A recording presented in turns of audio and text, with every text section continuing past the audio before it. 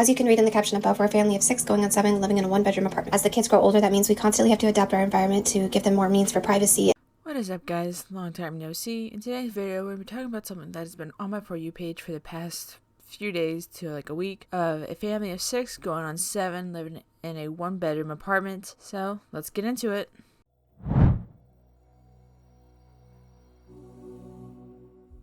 Before we fully get into the video, I just want to give some background on the situation. The mom is trying to be a full-time content creator / mom influencer, whatever you want to call it. That doesn't even work. Not even does DoorDash because he considers it a W-2. First, I don't DoorDash, but HVAC, yeah, I was only getting paid $22 after a whole year and doing the most.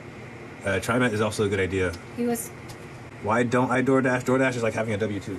The interesting thing about this is that, one, they live in a 1-bedroom apartment while their kids live or sleep in like the living room, dining room area, but yet they can afford to buy a PS5.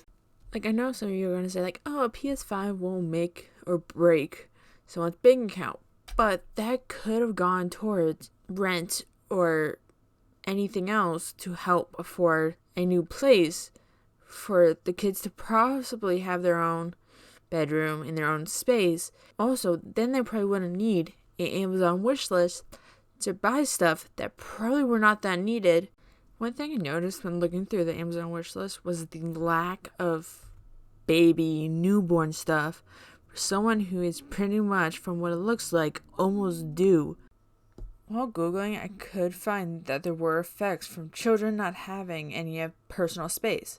For example, according to the NIH, living in a crowded home may affect a child's well-being in a variety of ways. The lack of comfortable, quiet space can lead to children to have difficulty studying and reading, affecting their school performance. When a space is scarce, different schedules held by household members may disturb a children's sleep. The lack of productive sleep can lead to difficulty concentrating during the day and negatively affect mood and behavior.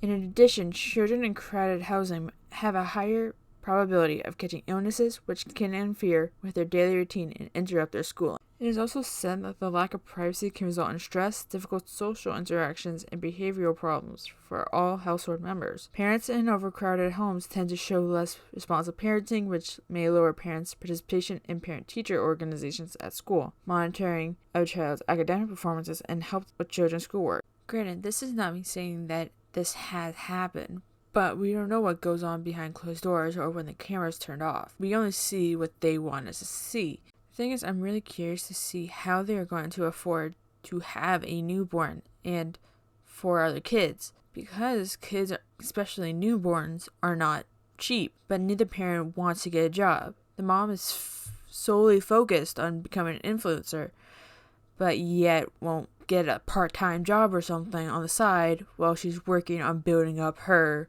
career on TikTok, and the dad won't even do a job at DoorDash because he doesn't want a W-2. I have watched enough financial audit to know that sacrifices have to be made to be able to make ends meet. I'm not seeing them make sacrifices. Granted, I only took a small peek at their account. The mom is solely focused on trying to build a brand or a name for herself on TikTok. Well, she could, like what a lot of influencers do, or just content creators in general do, is get a job and work until they have built themselves big enough where they can financially support themselves off the account that they have made. But also, I'm not seeing the dad do jobs, even if it's bare minimum making the minimum wage, or even doing DoorDash because he doesn't want a W-2. And it sucks because the kids are the ones that are being unwillingly put into this situation because the parents will not try to provide for them. They only want what's best, what they think is best for them. And I'm sorry, but I have to disagree with this because, like, coming from someone that has 3 brothers, if we were all put in the same room together, it would be like World War III up in here. Like, let's be real.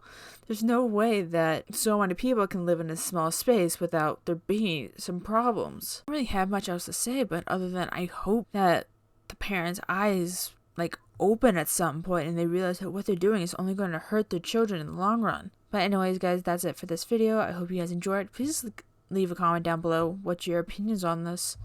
I'll see you guys in the next one. Bye.